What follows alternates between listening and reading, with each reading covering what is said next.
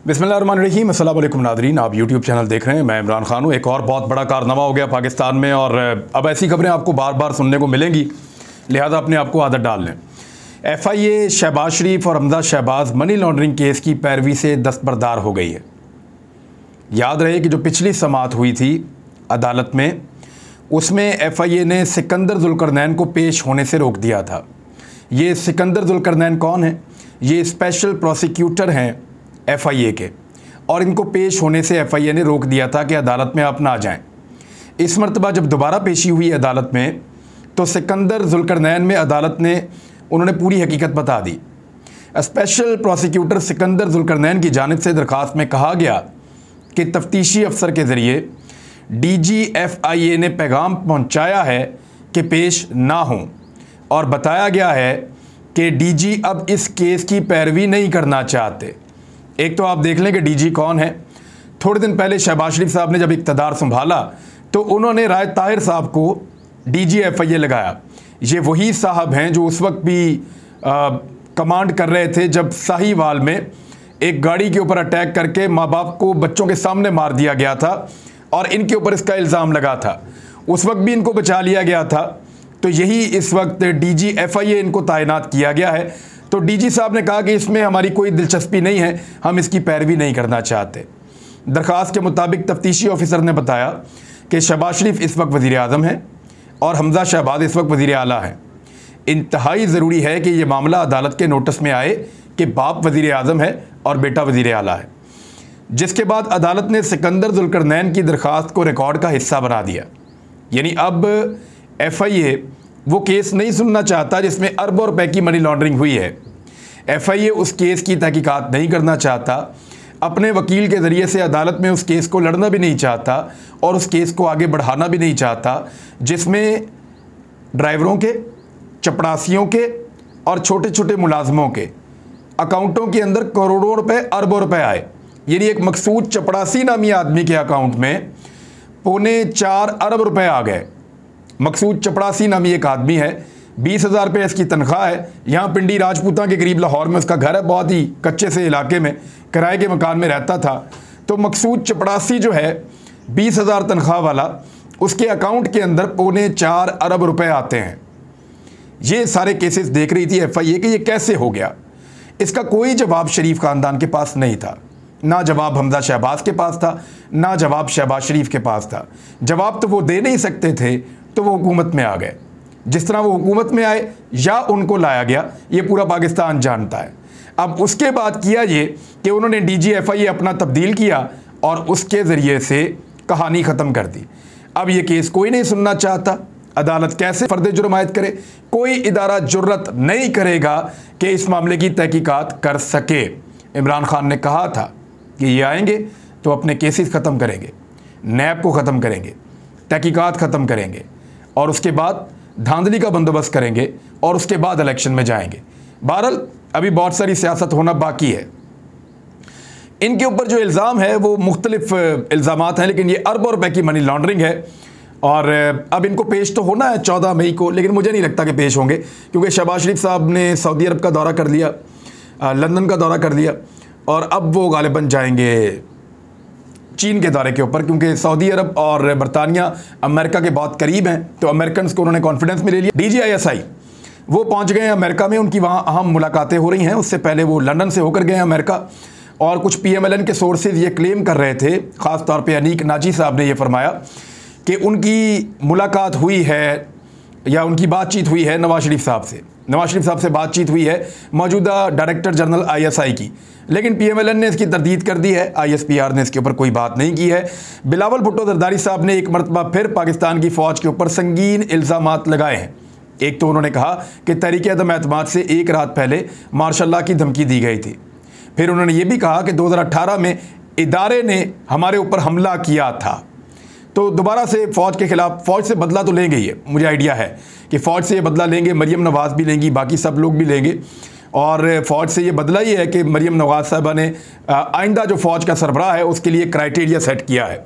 एक क्राइटेरिया वो है जो आइन के अंदर दर्ज है, एक क्राइटेरिया वो है जिसके मुताबिक एक आर्मी चीफ की तैनाती होती है। लेकिन मरीम नवाज़ साहबा ने जो क्राइटेरिया सेट किया है वो ये है। अफवाज पाकिस्तान के लिए अच्छा है कि कोई अहल और बेदाग शख्स उसका सरबराह बने, मरियम नवाज साहिबा। यानी पाकिस्तान की अफवाज हमारे लिए मोहतरम है और अफवाज पाकिस्तान को कौम देखती है, और पाकिस्तान की अफवाज का सरबराह एक ऐसे इंसान को होना चाहिए जो हर किस्म की तनकीद और शक्को शुबे और उसकी रेपुटेशन बेऐब होनी चाहिए। और ये अवाम और मुल्क और अफवाज पाकिस्तान के लिए भी अच्छा है, अफवाज पाकिस्तान के लिए भी अच्छा है कि कोई अहल और ऐसा शख्स जिस पर कोई दाग ना हो वो फौज का सरबराह बने, ताकि अफवाज पाकिस्तान को लोग सैल्यूट करें। काश वज़ीर आज़म पाकिस्तान के लिए भी आप यही क्राइटेरिया सेट करती। काश आप लोग ये कहते हैं कि वज़ीर आज़म पाकिस्तान भी एक ऐसा शख्स होना चाहिए जिसकी रेपुटेशन ठीक हो, जिसके ऊपर कोई केसेस ना हो, जिसका माजी बेदाग हो, जिसने मनी लॉन्ड्रिंग ना की हो, जो मफरूर ना हो, मुजरिम ना हो, मुलजिम ना हो, उसको बनना चाहिए। लेकिन वहाँ पे तो काबीना बनाई है, लगभग 2/3 अक्सरियत से वहाँ पे जो है वो मुलजमान को शामिल किया गया है, ज़मानतों वाले लोगों को शामिल किया गया है। और दूसरी जानिब खुद एक क्राइटेरिया सेट किया मरियम नवाज साहिबा ने। तो मरियम नवाज साहिबा जो फ़ौज पे तनकीद करती हैं वो बताएंगी कि किसको आर्मी चीफ बनना है, और उनकी मर्ज़ी से अगला आर्मी चीफ बनेगा, बज़ाहिर ऐसा दिखाई दे रहा है। और इसी चक्कर में ये सारे हैं कि नवंबर तक ये हुकूमत चले और ये एक नया आर्मी चीफ बनाए, और आर्मी चीफ को जितना मुतनाज़ किया जा सकता है मैक्सिमम, उतना ये जोकरों का टोला इस वक्त इम्पोर्टेड हुकूमत का उनको मुतनाज़ कर रहा है आने वाले आर्मी चीफ को। राना सनाउल्लाह साहब ने एक स्टेटमेंट दी है और उन्होंने ये नया DG FIA तैनात किया, उन्हीं के अंडर ये काम कर रहा है। लेकिन राना सनाउल्लाह का स्टेटमेंट बड़ा इंपॉर्टेंट है। राना सनाउल्लाह ने कहा कि अगर मैं चाहूँ तो 20,000 बंदा भी इमरान खान इस्लामाबाद नहीं ला सकते। लेकिन इसके बाद उन्होंने एक डिस्क्लेमर बोला है। ये डिस्क्लेमर क्यों है इसके बारे में मैं आपको बताता हूँ। राना सनाउल्लाह ने कहा कि पॉलिसी तो हुकूमत ने बनानी है, लेकिन पॉलिसी तो हुकूमत ने बनानी है, मैंने तो सिर्फ अमल दरामद करना है। काबीना और इत्तेहादी जमातें जो हुकूमत की हैं वो फैसला करेगी, मैं अपने तौर पे सख्ती या नरमी नहीं कर सकता। यानी राना सनाउल्लाह को ये आइडिया हो गया बरतानिया जाकर मियाँ नवाज शरीफ से मिलकर कि नवाज शरीफ पाकिस्तान में पंगा करवा सकते हैं। ये मेरी असेसमेंट है, वरना राना सनाउल्लाह ऐसी डरी हुई स्टेटमेंट नहीं देते, खासतौर पे वज़ीर दाखिला के ओहदे के ऊपर बैठकर। ये डिस्क्लेमर है कि मेरा कुछ नहीं है, जो पॉलिसी बनानी है काबीना ने और हुकूमत ने बनानी है, शहबाज शरीफ और पूरी काबीना उसके लिए रिस्पॉन्सिबल है। जो पॉलिसी बनानी है वो सारी इत्तेहादी जमातों ने मिलकर बनानी है। मैं अकेला किसी चीज़ के लिए रिस्पॉन्सिबल नहीं हूँ, ना मैं सख्ती कर रहा हूँ ना मैं नरमी कर रहा हूँ।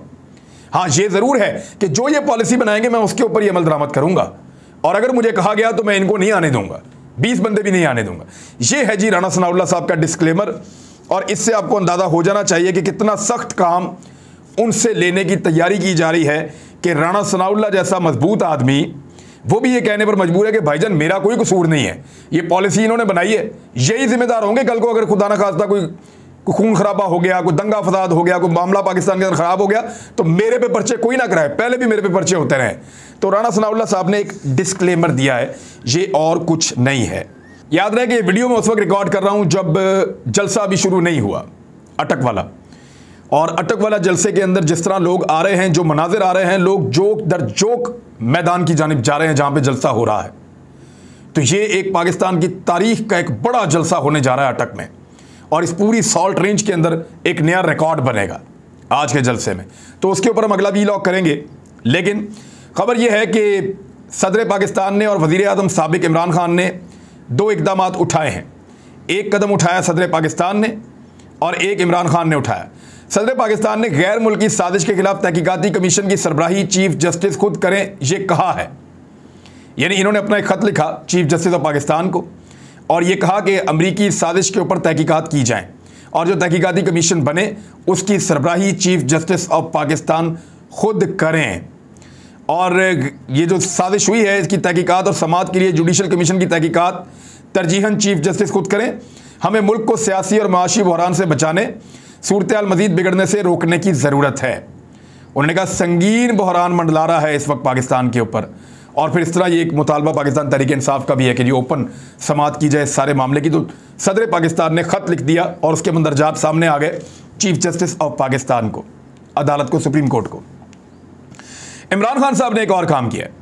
डिप्टी स्पीकर कासिम सूरी ने जो रूलिंग दी थी उसके ऊपर जो सुप्रीम कोर्ट का फैसला आया, इमरान खान ने नज़रसानी अपील दायर कर दी। ये उनका कानूनी हक है कि वो नज़रसानी अपील दायर करें। उन्होंने कहा कि अदालत उज़्मा का फैसला पार्लिमानी कार्रवाई में मुदाखलत और आर्टिकल 69 से मुतसादम है। आर्टिकल 69 से मुतसादम है। जो पार्लियामेंट की कार्रवाई है उसके अंदर अदालत मुदाखलत नहीं कर सकती। अब ये मामला उन्होंने उठा दिया है और इसके ऊपर एक नज़रसानी की अपील दायर कर दी है। यानी बात अभी ख़त्म नहीं हुई, बात अभी आगे बढ़ेगी और ये कानूनी नुक्ता नज़र से इमरान खान का एक बड़ा अहम कदम है। इससे वो कोई अदालत के अंदर फौरी तौर पर रिलीफ तो नहीं ले पाएंगे, लेकिन बहुत सारी चीज़ों को ना सिर्फ वो एक्सपोज कर देंगे बल्कि बहुत सारी चीज़ों को डिबेट के अंदर ले आएंगे और आइंदा के लिए कुछ चीज़ों के ऊपर वो बंद बांध देंगे इमरान खान साहब। मैं अभी इतना खुल के आपको नहीं बता सकता, लेकिन ये ऐसा ही हो रहा है।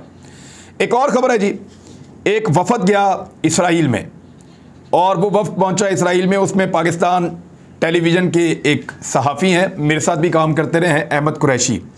अहमद कुरैशी अरबी बहुत अच्छी बोलते हैं। ये गालिबन अरब मुल्कों में रहे हैं और शायद इनकी पैदाइश भी वहाँ की है, तालीम भी वहाँ की है, तो ये अरबी भी बोलते हैं। ये एक्सप्रेस न्यूज़ में भी काम करते थे। तब ईरान के ख़िलाफ़ इन्होंने एक प्रोग्राम किया था जिसको बाइस्ड करार दिया गया और फिर बहुत एहतजाज हुआ था। बाद में इनको ऑफ एयर कर दिया गया था। अहमद कुरैशी का ताल्लुक़ अरब ममालिक से बहुत अच्छा है। ये अपनी पॉलिसी को, अपनी चीज़ों को अरब के मुताबिक रखते हैं। अब ये PTV में एंकर हैं और जैसे ही हुकूमत तब्दील हुई, इन्होंने PTV के एंकर की हैसियत से दौरा किया है इसराइल का। ये अहमद कुरैशी मौजूद है यहाँ पे। अमरीकी पाकिस्तानी है, यानी अमरीकी पाकिस्तानी वो जो पाकिस्तानी शहरी हैं और अमेरिकन पासपोर्ट भी है उनके पास।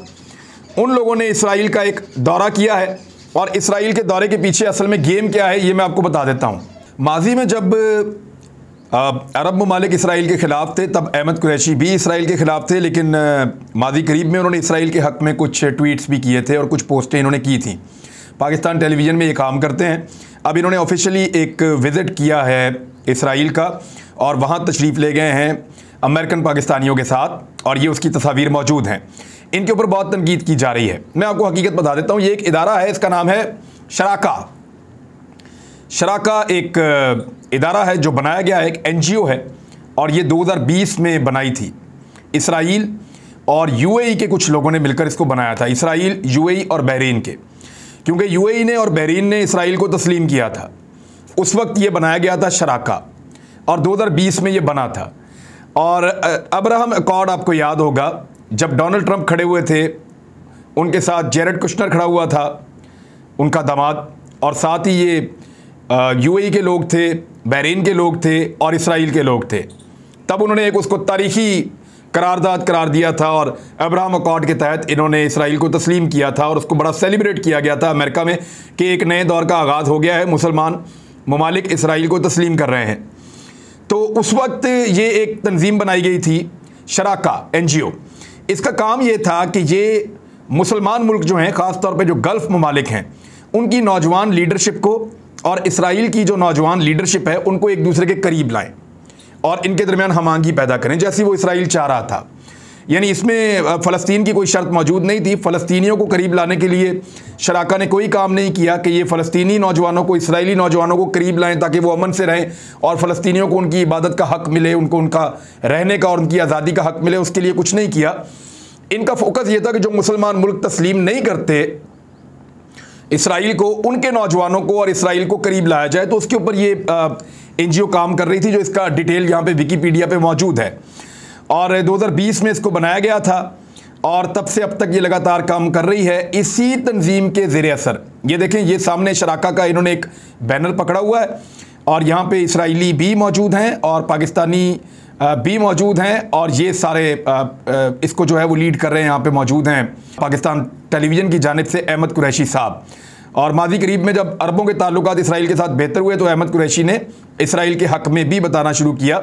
मैं कोई अहमद कुरैशी के ख़िलाफ़ नहीं, उन पर तनकीद नहीं कर रहा, लेकिन मौजूदा हुकूमत की पॉलिसी आपको बता रहा हूँ कि जब से ये हुकूमत आई है एकदम शिफ्ट हुआ है। इमरान खान साहब ने बड़ा क्लियरली ये बात की थी और उन्होंने ये कहा था कि इसराइल में और इंडिया में खुशियाँ मनाई गई मुझे निकाले जाने की, क्योंकि इसराइल को इस बात का पता था कि पाकिस्तान के साथ ताल्लुकात आगे नहीं बढ़ सकते जब तक कि इमरान खान पाकिस्तान का वज़ीर आज़म है। तो अब इमरान खान साहब को हटा दिया गया है, इसराइल के साथ ताल्लुकात जो है वो आगे बढ़ रहे हैं और उसकी तस्वीर अब मंजर आम पे आ गई हैं। उस पर लोग तनकीद कर रहे हैं। शीरी मज़ारी साहिबा ने क्या लिखा, ज़रा ये सुनिए। अहमद कुरैशी को इसराइल में देखकर महज इसलिए ही हैरान नहीं हूँ कि वो पीटीवी के लिए काम करता है, बल्कि इसलिए कि वो हसास नौइयत के रियासती इदारों से वाबस्ता है। ये बात ठीक है। अहमद कुरैशी के पाकिस्तान की अफवाज पाकिस्तान के साथ बड़े अच्छे ताल्लुकात हैं, मेरे अपने बड़े अच्छे ताल्लुकात हैं, तो मुझे पता है कि और किस किस के हैं। यानी हमारे बहुत सारे सहाफ़ियों के अफवाज पाकिस्तान के साथ बहुत शानदार ताल्लुकात हैं। इनमें सलीम साफ़ी के बड़े अच्छे ताल्लुक सबके साथ ही हैं, लेकिन सलीम साफ़ी के बड़े शानदार ताल्लुकात हैं पाक फ़ौज के साथ। यानी वो कुछ भी करे तो उसको वो पूछते भी नहीं हैं।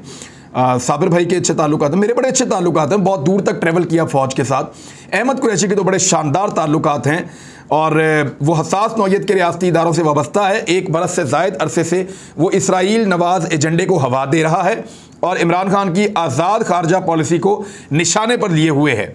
सरकार की तब्दीली में ये भी तब्दीली आ गई है। तो शीरी मज़ारी साहिबा ने इसके ऊपर तनकीद की है और साथ ही ये कहा कि अमरीकी साजिश ही का हिस्सा लगता है, ये नहायत संजीदा मामला है और हमें खुफिया इदारों से नहीं तो ऑफिशियल DGISPR से ही बाज़ाब्ता जवाब दरकार है। कल क्राइम मिनिस्टर ने इंडिया से तजारत खोलने का ऐलान कर दिया और अब ये सब मंजर आम पे आया है। चुनाचा तारीख सायों के झुरमट में साजिश गहरी से गहरी तर होती चली जा रही है। शीरी मज़ारी साहबा इसको ऐसे पोर्ट्रे कर रही हैं कि जैसे ये पाकिस्तान की हुकूमत जो है वो इन इक़दामात से अपने आप को इसराइल के करीब ला रही है। मैंने वैसे एक आपको वीलॉग किया था माजी में, आने वाले दिनों में मुझे लगता है उसको दोबारा अपलोड करना पड़ जाएगा, जिसमें मैंने बताया कि 10 ऐसी चीज़ें जिस पे एस्टेब्लिशमेंट में और इमरान खान में इख्तलाफ था। तो उस दौर में मुझे बड़ा धमकाया गया, इसके ऊपर बहुत धमकाया गया मुझे कि आपने ये क्या लिख दिया, आप ये क्या कह रहे हैं, ये कोई इख्तलाफ नहीं है। लेकिन इमरान खान के निकलने के बाद उनमें से आधी से ज़्यादा चीज़ें अब साबित हो चुकी हैं। यानी 10 में से 6-7 चीज़ें तो साबित हो चुकी हैं, जिनमें ये इसराइल वाला चैप्टर भी अब चल पड़ा है, इंडिया वाला चैप्टर भी चल पड़ा है, उस्मान बुज़दार वाला शिकवे बिल्कुल खुल के सामने आ गए हैं और अमेरिका वाला चैप्टर भी चल पड़ा है, शिकवे आपके सामने खुलकर आ गए हैं। तो ये सारी चीज़ें अब क्लियर होती चली जा रही है, कुछ भी ढका छुपा नहीं है। तो क्या ये हुकूमत इसराइल को तस्लीम कर लेगी? मेरे ख्याल में इसके लिए गुंजाइश तो बनाई जाएगी। अब तक के लिए इतना ही। पहले भी नवाज शरीफ के दौर में, आपको याद है, पहले भी नवाज शरीफ के दौर में हुआ था जब इसराइल के साथ मुरासम बड़े थे। मरियम ने एक दिन ट्वीट कर दिया गलती से और बाद में डिलीट करना पड़ गया। अब तक के लिए इतने। अपना ख्याल रखिएगा, अपने इस चैनल का भी। अल्लाह हाफ़िज़।